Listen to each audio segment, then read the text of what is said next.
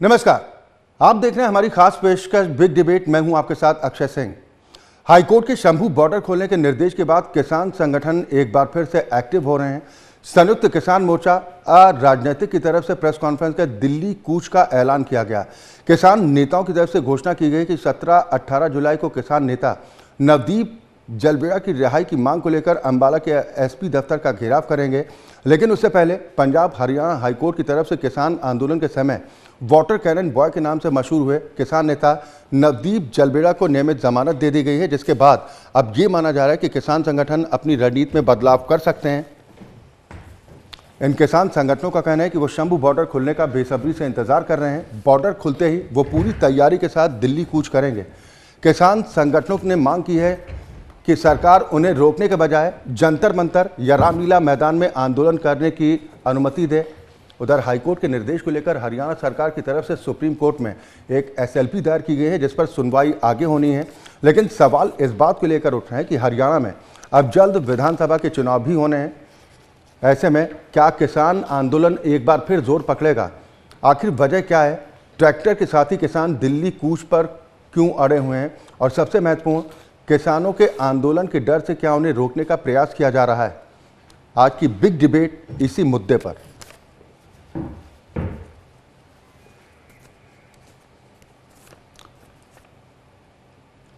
दरअसल 5 महीने से ज़्यादा का वक्त हो चुका है। शंभू बॉर्डर बंद होने की वजह से आम लोगों को काफ़ी परेशानियों का सामना उठाना पड़ रहा है। वैकल्पिक मार्ग का लोग इस्तेमाल करने के लिए मजबूर हैं। उधर हाईकोर्ट के निर्देश के बाद सरकार पर यह दबाव है कि शंभू बॉर्डर को खोला जाए, लेकिन सुप्रीम कोर्ट में हरियाणा सरकार की तरफ से एसएलपी दायर की गई है। आज हम इसी पर चर्चा करेंगे। सभी खास मेहमान हमारे साथ जुड़ चुके हैं। सबसे पहले अपने दर्शकों की मुलाकात अपने आज के सभी सम्मानित मेहमानों से। मेरे साथ स्टूडियो से सतीश नंबरदार जी मौजूद हैं। आप किसानों का पक्ष रखने के लिए हमारे साथ इस कार्यक्रम का हिस्सा हैं। साथ ही पंकज बेनीवाल साहब हैं, प्रवक्ता भारतीय जनता पार्टी, हमारे साथ इस कार्यक्रम में शामिल हैं। और कांग्रेस का प्रतिनिधित्व करने के लिए पार्टी के प्रवक्ता सुरेश रोड साहब हमारे साथ इस कार्यक्रम में शामिल हैं। बहुत स्वागत है आप सभी का। शुरुआत मैं सतीश नंबरदार साहब आपसे ही करना चाह रहा हूँ। किसान संगठनों को बेसब्री के साथ इंतजार है कि शंभू बॉर्डर खुले, दिल्ली कूच करके ही रहेंगे? देखो, सबसे पहले तो मैं आपके चैनल को भी एक धन्यवाद देना चाहूंगा। उन्होंने जो भी 2020 से लेकर अब तक जो लोगों से जमीन में हकीकत दिखाने का काम किया, इससे आपका चैनल MH1 धन्यवाद का भी पात्र है। लेकिन इस सरकार में एक बात मैं आपके चैनल के माध्यम से कहना चाहूंगा, खाता ना भाई, जो ये कहे वो सही। क्योंकि आपने देखा होगा, आपसे 4 किलोमीटर दूर है, कुल 3 किलोमीटर, यहाँ कोई किसान आंदोलन था क्या?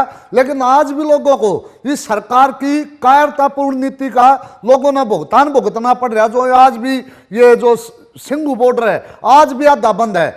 इन्होंने तो हमेशा एक मौका चाहता है किसान को किस तरह बदनाम करने का काम करे। क्योंकि ये सरकार, माननीय प्रधानमंत्री जो पूरे विदेश, पूरे संसार में एक अपने आप को शांति दूत स्थापित करने पर लगे हुए हैं, उन्होंने ना खाता ना बही, वे जो कहें वो सही। क्योंकि आज माहौल इस तरह है, जैसे आपने देखा होगा, कल हमारे 4 जवान शहीद होने का काम हुआ और प्रधानमंत्री विदेश में जाकर शांति की बात करने का काम करते हैं। क्योंकि वे कभी भी चोर को तो पकड़ने का काम करते हैं, लेकिन चोर की मां को कभी मारने का काम नहीं करते। इस तरह हमेशा एक अपनी तानाशाही और अपने कायरतापूर्ण जो राज करने का काम कर रहे हैं। आज आपने हरियाणा में देखा होगा, माननीय गृह मंत्री किस तरह एक जातिवाद के ऊपर, आज एक हिंदू मुसलमान को लड़ाने के ऊपर अब जो दूसरी पार्टी सत्ता में आएगी और तो ये मुसलमानों को आरक्षण देने का काम करेंगे। नहीं नंबरदार साहब, मैं यहाँ पर आपको रोक रहा हूँ। यहाँ पर किसानों की जो मांगे हैं, उन मांगों पर प्राथमिकता से विचार हो, इस पर किसान अड़े हुए हैं, या फिर अब इस किसान आंदोलन के नाम पर सियासत की चाशनी लपेटने की कोशिश हो रही है? सियासत भी हो रही क्या किसान को अधिकार नहीं क्या सियासत करने का? किसान को भी उतना अधिकार है। राजनीति के मैदान में उतरे ना, अगर सियासत करनी है। राजनीति के मैदान में हमने दिखा तो दिया।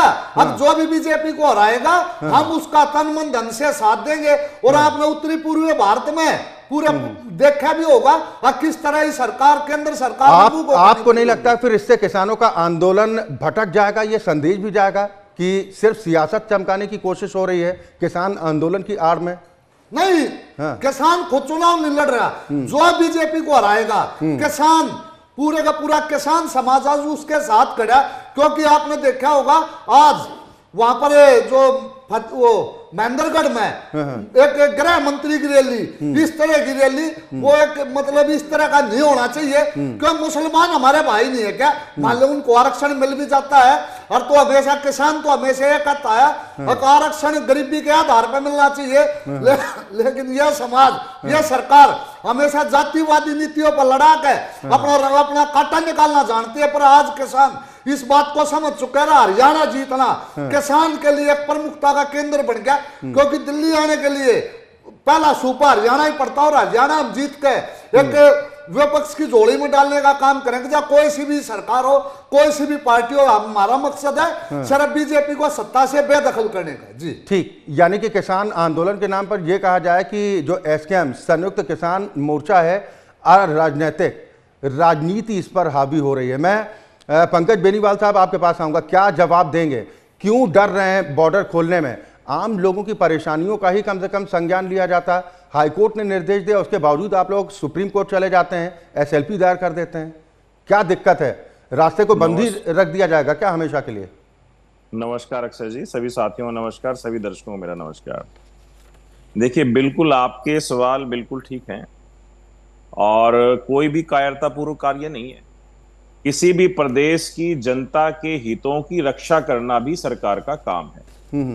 कोई भी अप्रिय घटना ना घटे, चाहे किसान संगठनों के साथ हो, चाहे हरियाणा की आम जनता के साथ हो, चाहे दिल्ली की जनता के साथ हो, चाहे पंजाब की जनता। अपनी बारी का नंबरदार साहब, थोड़ा धैर्य रखिए। आपको उन्होंने सुना, आप भी उन्हें सुन लीजिए। मैं आपके पास दोबारा आऊंगा, फिर आप जवाब दीजिएगा। बेनीवाल साहब। तो अक्षय जी, कानून व्यवस्था को बनाए रखना हरियाणा की सरकार का दायित्व है, और वो अपने दायित्व का निर्वाह भरपूर अच्छे तरीके से कर रही है। लेकिन किसान नेता बनकर आज सतीश नंबरदार जी बैठे हैं। इनकी बातों में एक बात इन्होंने बहुत अहम बोली कि हमें सिर्फ बीजेपी को हराने से मकसद है। मैं सतीश नंबरदार जी से पूछना चाहता हूं, अगर किसान नेता है तो क्या कांग्रेस ने एमएसपी लगा के दी थी क्या? क्या इनेलो ने एमएसपी लगा के दी थी क्या? क्या जेजेपी ने लगा के दी थी क्या? या पूर्व में रही सरकारों ने आपको एमएसपी कभी दी थी क्या? पहली सरकार भाजपा की सरकार है जब किसान सम्मान निधि आप लोगों के खाते में सीधा जा रही है।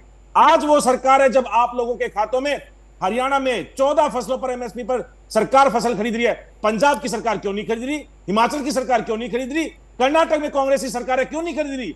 आप जिस कांग्रेस का आज व्याख्यान यहां बैठकर कर रहे हैं, जिन जिन राज्यों में उनकी सरकार है, क्या वो एमएसपी पर फसलें खरीद रही है क्या?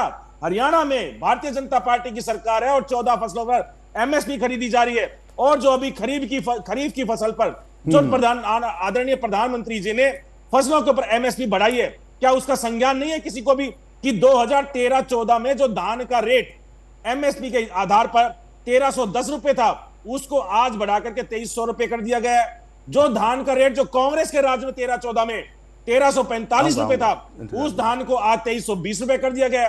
जो ज्वार का रेट 1500 रुपए था, आज उसको 3371 रुपए। ये बेनीवाल साहब, ये तमाम बातें अपनी जगह हैं। यहाँ पर सवाल शंभू बॉर्डर खोलने को लेकर है। क्या दिक्कत क्या है?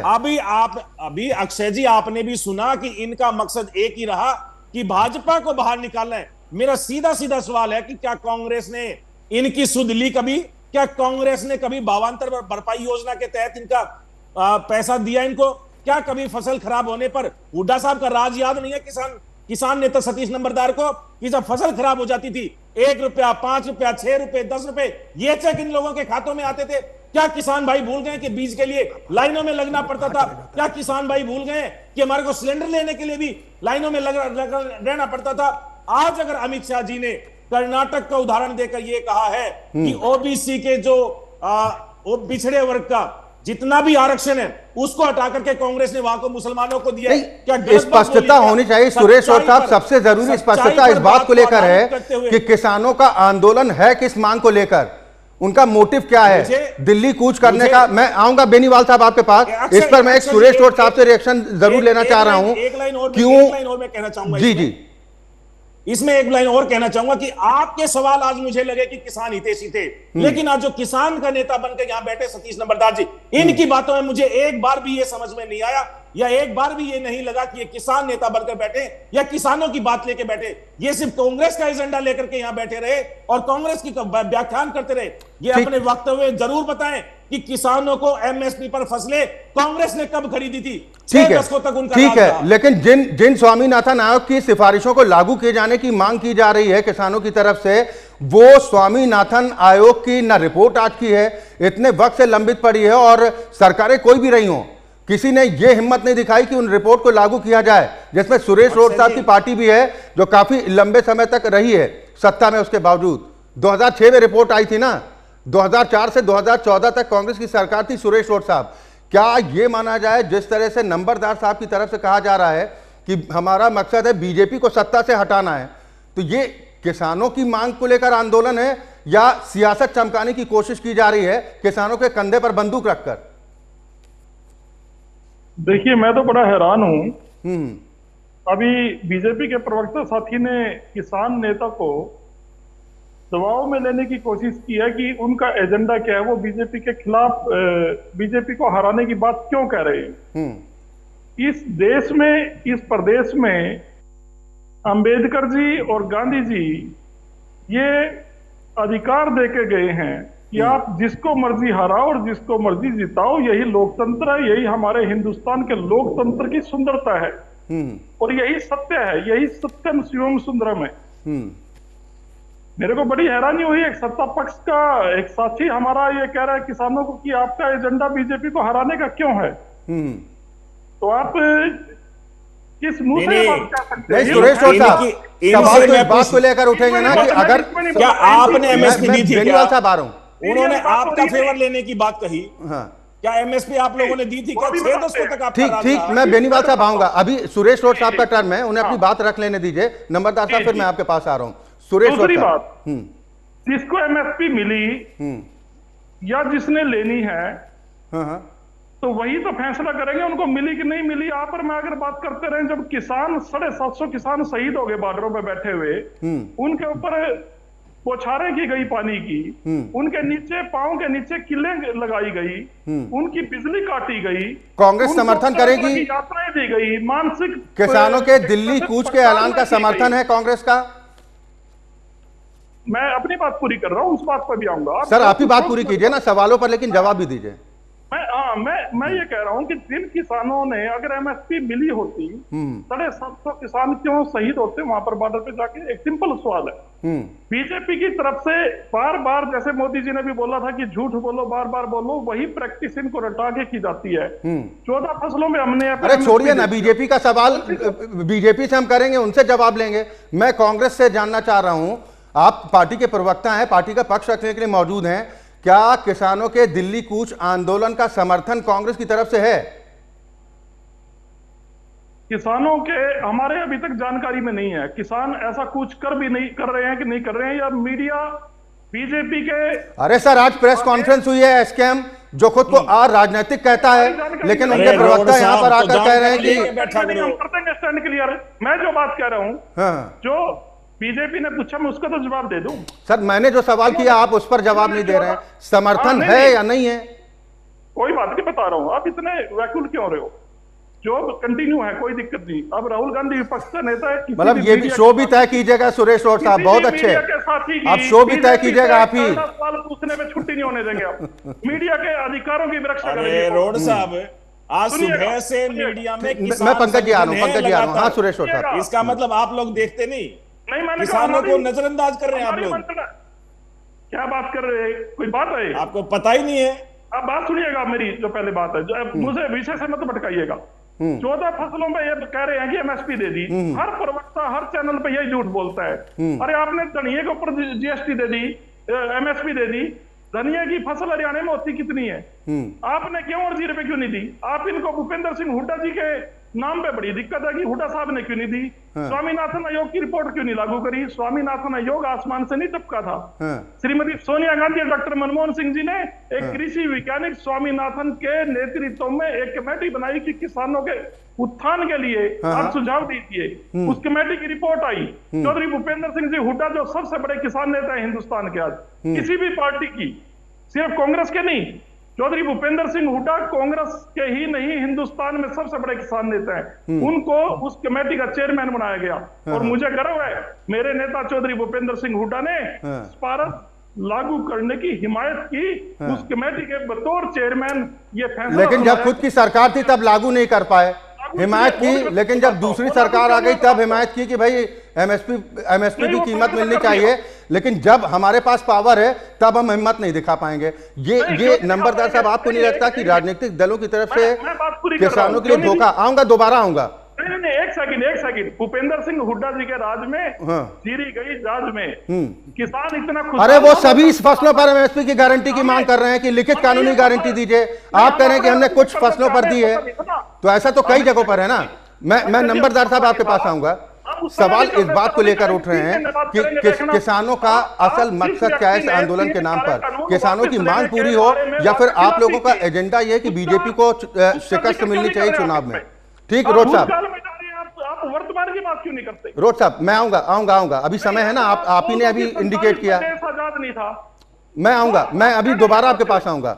नंबरदार साहब, सबसे पहले तो मैं आपके चैनल के माध्यम से जो कल 4 देश के वीर जवान शहीद हुए हैं उनको भारतीय किसान यूनियन संयुक्त किसान मोर्चा भावभीनी श्रद्धांजलि देता और परिवार के प्रति पूरा देश श्रद्धांजलि दे रहा है। लेकिन हम जिस विषय पर बात कर रहे हैं उस पर रहिए नंबरदार साहब। उस पर भी रहेंगे, लेकिन मैं बीजेपी के प्रवक्ता से पूछना चाहूंगा, सरसों पे एमएसपी 5600 रुपए है और किसानों ने 4000 बेचने का काम किया और अडानी अंबानी का लाखों करोड़ रुपया कर्जा माफ करने का काम किया और किसानों पे 1 रुपया भी कर्जा माफ होने का काम। तमाम दूसरी बात, लंबी बहस हुई है 2013 में। आप मेरे सवाल का जवाब देंगे? आप भाषण देने के इरादे से आए? नहीं, 2013 में सुनिए, थोड़ा इंतजार कीजिए। मेरे सवाल पर जवाब दीजिए, मैं आपसे जानना चाह रहा हूँ, मेरे सवाल पर जवाब दीजिए। और बाकी भाषण का काम तो चल ही रहा है, आगे आंदोलन आप लोग करेंगे उसमें चलेगा। मैं ये जानना चाह रहा हूं, एसकेएम यानी कि संयुक्त किसान मोर्चा खुद को अराजनीतिक कहता है, लेकिन आपकी भाषा से राजनीति छलक रही है, ऐसा क्यों? हमारे बिल्कुल भी नहीं छलक रही, ना इनको राजनीति करते। 2013 में माननीय राजनाथ जी भारतीय जनता पार्टी के राष्ट्रीय अध्यक्ष यहाँ बड़ खालसा में ये कह गए कि अब यहाँ भी जितनी भी जमीन एक्वायर हुई है हम उसको किसान के हवाला करेंगे और इस तरह का कोई भी काम नहीं करेंगे। यह जमीन किसानों की है, किसानों की थी, लेकिन वे गृह मंत्री और प्रधानमंत्री बनकर यहाँ पर पूरे का पूरा एक्वायरमेंट भी हुई और किसानों का खाने का काम हुआ।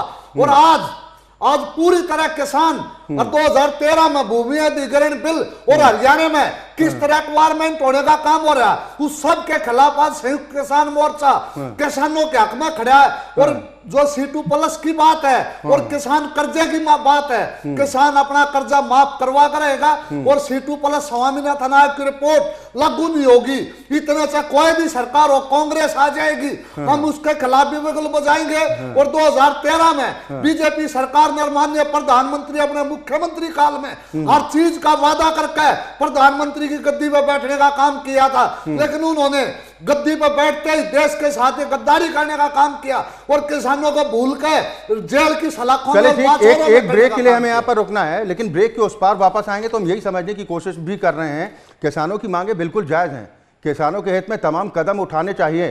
स्वामीनाथन आयोग, अगर किसी आयोग का गठन किया जाता है, उसकी सिफारिशें दी जाती हैं कि यह रिपोर्ट लागू होनी चाहिए, उस पर हिम्मत सरकारें नहीं दिखा पाती हैं। लेकिन इन मांगों के तहत अगर किसी आंदोलन पर सियासत हावी हो जाती है तो क्या वो आंदोलन अपने रास्ते से भटकता नहीं है? एक ब्रेक के लिए हमें रुकना है, ब्रेक के बाद वापस आएंगे तो बीजेपी प्रवक्ता से हम जानने की कोशिश करेंगे कि आखिरकार क्या दिक्कत है शंभू बॉर्डर खोलने को लेकर।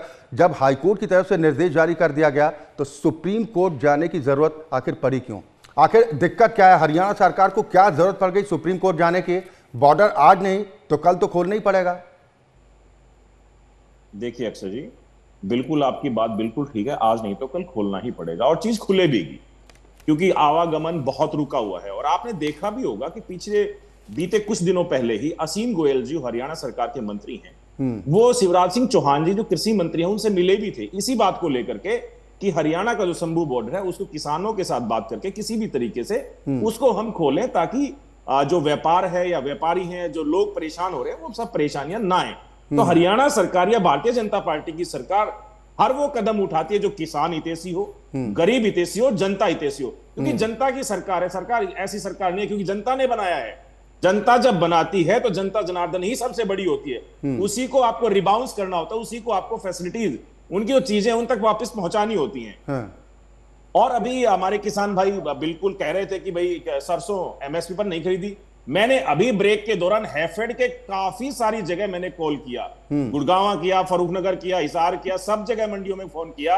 हैफेड ने ये मेरे को सबने कहा कि ऑन रिकॉर्ड है जी, एमएसपी पर सरसों को हरियाणा के अंदर खरीदा गया है। पंजाब ना खरीदे इसकी हरियाणा जिम्मेदारी नहीं लेता जी।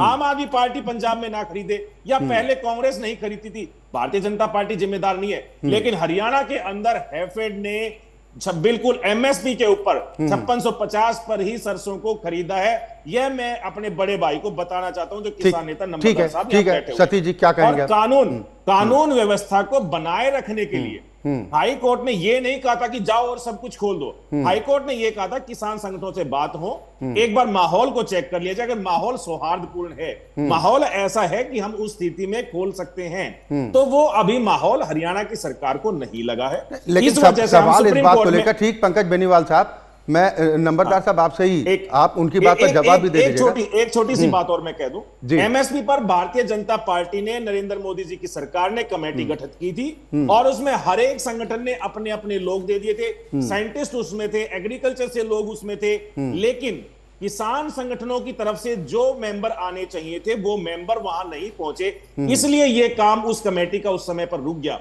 अगर किसान साथियों के तरफ से, किसान संगठनों की तरफ से उस समय पर अगर मेंबर पहुंच गए होते तो आज जिस चीजों के लिए हम आज बैठे बात कर रहे हैं ये चीजें नहीं होती। संजीदगी के साथ मोदी जी की सरकार या नायब सिंह सैनी जी की सरकार किसान हितैषी है, किसानों के हित में काम करती है। नंबरदार साहब क्या कहेंगे? वो कह रहे हैं कि जब से बीजेपी सरकार आई है ज्यादा फसलें एमएसपी पर हम खरीद रहे हैं। बिल्कुल भी नहीं। ये सारे मैं माननीय बेनीवाल साहब से इस बात की, भिवाड़ी मंडी में भी हमारे किसान यूनियन के साथी पूरी मंडियों में घूमे हैं, कहीं भी 4200-4300 रुपए किसानों ने बेचने का काम किया, लेकिन जो इनके एजेंट थे, अडानी अंबानी के जो एजेंट थे, उन्होंने अपनी सरसों 5650 बेचने का काम किया।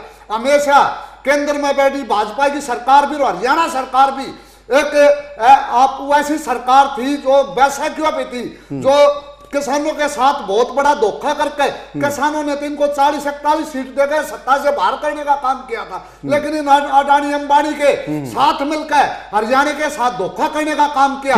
और आप इसका जवाब अडानी अंबानी को थोड़ी देर के लिए परे करते हैं। मैं आपसे जानना चाह रहा हूं, आखिर ये किस बात की जिद है कि हम दिल्ली कूच करना चाहते हैं? बिल्कुल कीजिए, सभी को लोकतंत्र में अधिकार है, लेकिन हम ट्रैक्टर के साथ ही कूच करेंगे, ये किस बात की जिद है?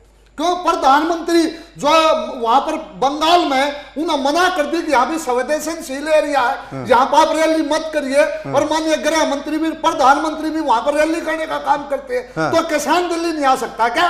बिल्कुल आ सकता है, बिल्कुल आ सकता है नंबरदार साहब, लेकिन इसके पहले देश की राजधानी में जो नंग नाच हुआ था आंदोलन के नाम पर, ट्रैक्टर किस तरीके से दौड़ाए गए थे पूरी दिल्ली में, उसको लेकर डर तो है ना?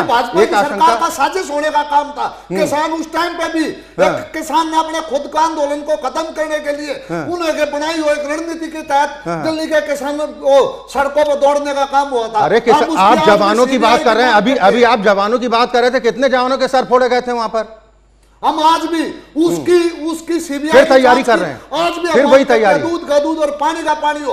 और जिस दिन यह सरकार चली जाएगी उस दिन भी हम इसकी सीबीआई जांच की मांग करके और दूध का दूध और पानी का पानी करने का ठीक है रोड साहब, उन्हें आपसे उम्मीदें हैं, वो कह रहे हैं कि जब कांग्रेस की सरकार आएगी हम सीबीआई जांच की मांग करेंगे। मतलब कोई तालमेल, ये चुनाव जब नजदीक आ जाते हैं कहीं ना कहीं स्टेट में, तब इस तरह के आंदोलन, खासतौर पर पंजाब हरियाणा की अगर बात करें, आंदोलन अचानक से बिल्कुल क्यों आज हरियाणा में एक्वायरमेंट ठीक है नंबर अरे सुनिए भाई, जो भूमि अधिग्रहण बिल है उस पर भी वो सरकार आज एक्वायरमेंट करने का काम कर रही है। ठीक है जवाब ले लेते हैं सुरेश रोड साहब, इसको राजनीतिक आंदोलन क्यों ना माना जाए जिस तरह की भाषा का इस्तेमाल हो रहा है? सुरेश रोड साहब, हरियाणा में विधानसभा चुनाव होने हैं, फिर आंदोलन को पुशअप किया जा रहा है क्या? मुझे तो इस चीज की हैरानी है, जब बीजेपी कहती है कि हम एमएसपी दे रहे हैं और फिर हाई कोर्ट कह रही है कि इन्होंने हाई कोर्ट में भी कहा होगा यही बात जो यहाँ टीवी पे बोल रहे हैं कि एमएसपी दे रहे हैं, हाई कोर्ट में भी कहा होगा जब एमएसपी भी दे रहे हैं फिर किसानों को क्या नाराजगी, तो फिर आप रास्ता क्यों नहीं खोल रहे? एक तरफ तो ये कह रहे भाई एमएसपी दे रहे, एक तरफ कह रहे कि रास्ता खोलने की हालात नहीं है, जबकि कोर्ट ने कहा कि रास्ता खोलना सरकार का ड्यूटी बनती है, खोलिएगा। ये उसमें भी घुमा फिरा के बात कर रहे जी, कोर्ट ने ये बोला कि किसानों की नाराजगी ना हो। तो मैं एक सिंपल बात जानना चाह रहा हूँ, और मैं क्या पूरा प्रदेश जानना चाह रहा है भाई, आप 14 पे एमएसपी की बात कर रहे हो, आप क्या किसान को आप सारी सुविधा दे रहे हो, फसल बीमा योजना भी दे रहे हो। अगर हम बीजेपी की इस बात को सही मान लें कि ये सच बोल रहे हैं, झूठ नहीं बोल रहे, तो किसान क्यों इनसे नाराज हैं? ये पूरे देश के किसान हैं, ये पूरे देश के किसानों की नाराजगी सुरेश रोड साहब नहीं, पूरे देश की। देखिए मोदी जी बैठे हैं ऊपर, पूरे देश के प्रधानमंत्री हैं, वो कोई किसी एक स्टेट के तो है नहीं। वो बात कि वो ना मणिपुर जाते, ना वो पंजाब में एक चुनावी सभा को संबोधित किए बिना वापस लौट कर ये कहते हैं कि अपने सीएम को बोल देना कि मैं वापस जान बचा के जा रहा हूँ। वो उनकी अपनी इच्छाएं हैं कि जहां मर्जी उनका दिल करे वो कहीं। चले ठीक है, अब तो समय का अभाव है, मैं आपसे फिर जानना चाह रहा हूं, क्या किसानों के दिल्ली कूच का समर्थन कर रही है कांग्रेस, हाँ या ना?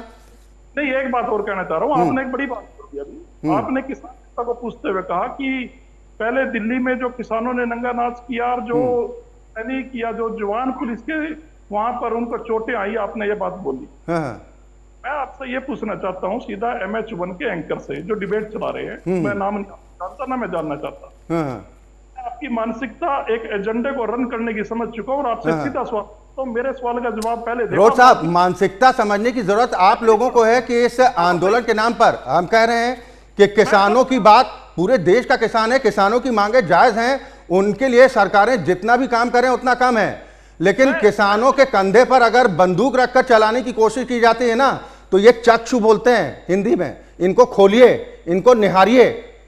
मैं सिर्फ एक बात आपसे पूछने लगा था, आपने मेरे शब्द मुंह में रख दिए। आपको ऐसा क्या डर है कि मैं आपको बेनकाब करना चाह रहा हूँ?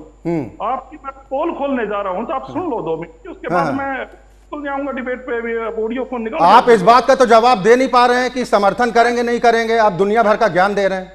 वो भी कर देंगे, वो भी कर देंगे, ज्ञान नहीं दे रहा मैं। आपकी बात आपने बोली है, रिकॉर्ड है, ऑनलाइन है, लोगों ने मेरा भी वीडियो बनने लग रही है, आप डिलीट भी कर दोगे तो भी मैं दिखाऊंगा, कल ना आ रहा है मैं, ठीक है। अब मैं ये बताना चाह रहा हूँ, आपने कि जो पुलिस के जवान चोट आई किसान आंदोलन में, आपने किसान नेता को ये बात कही कि दोबारा से करना चाह रहे हो। मैं पूछना चाह रहा हूँ, जो पुलिस के जवान है, कहना चाह रहा हूँ, वो भी किसान के बेटे हैं, वो नरेंद्र मोदी, तो उन पर हमला करने वाले कौन थे? उन पर हमला करने वाले कौन थे? यही तो सवाल है ना। ये नहीं, सुनिए, ये स्थिति पैदा हुई, इसके लिए माननीय प्रधानमंत्री मोदी और मनोहर लाल खट्टर माननीय सीएम जिम्मेदार। यानी ट्रैक्टर से रौंदने वालों का, पूरी दिल्ली में ट्रैक्टर जिसे दौड़ाए गए थे, उनका कोई दोष नहीं था। चले ठीक है, नहीं, अपना अपना आकलन है, लेकिन आप अब भी इस बात का जवाब नहीं दे पाए कि समर्थन कांग्रेस पार्टी करेगी या नहीं करेगी। समय का अभाव है रोड साहब, लंबी चर्चा, क्योंकि जो सूरत बनती दिख रही ना, उस पर तो लंबी बहस होगी अभी, है ना, लंबी बहस होगी, लेकिन इतना तय है कि एक बार फिर हंगामे की स्थिति देखने को मिल सकती है। किसानों की तरफ से यह कहा जा रहा है कि शंभू बॉर्डर खोले, हम दिल्ली कूच करना चाहते हैं, हम ट्रैक्टर के साथ पूरी तैयारी के साथ जाएंगे, लेकिन शांतिपूर्ण प्रदर्शन करेंगे, हमें रामलीला मैदान या फिर जंतर मंतर पर इजाजत दे दी जाए ताकि हम शांतिपूर्ण तरीके से अपना विरोध प्रदर्शन कर सकें। ये मांग बिल्कुल जायज़ है, लेकिन सवाल इस बात को लेकर भी उठ रहे हैं, इस पर भी विचार करने की ज़रूरत है कि जब किसी भी स्टेट में चुनाव नज़दीक होते हैं तभी इस तरह की हलचल तेज़ क्यों होती है। रही बात शंभू बॉर्डर की, तो 5 महीनों से बंद था, हाईकोर्ट के निर्देश भी सामने आ चुके हैं, सरकार सुप्रीम कोर्ट चली जा रही है, लेकिन सवाल इस बात को लेकर है कि शंभू बॉर्डर कब तक बंद रहेगा और क्या शंभू बॉर्डर न खुले, इसको रोकने की कोशिश भी की जा रही है। बहुत शुक्रिया आप सभी मेहमानों का मेरे साथ इस चर्चा में शामिल होने के लिए, और इसी के साथ बिग डिबेट में अभी के लिए बस इतना ही। खबरें लगातार जारी।